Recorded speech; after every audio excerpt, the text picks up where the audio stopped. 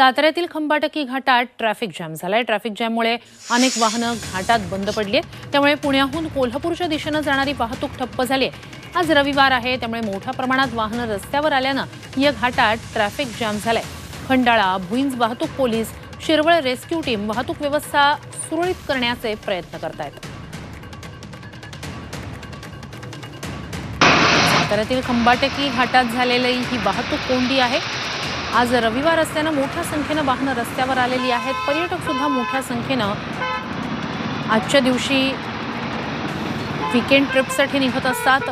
मात्र खंबाटकी घाटात झालेलं हे ट्रॅफिक जॅम, आता ही वाहतूक कोंडी सोडवण्याचे, वाहतूक सुरळीत करण्याचे प्रयत्न सुरू आहेत।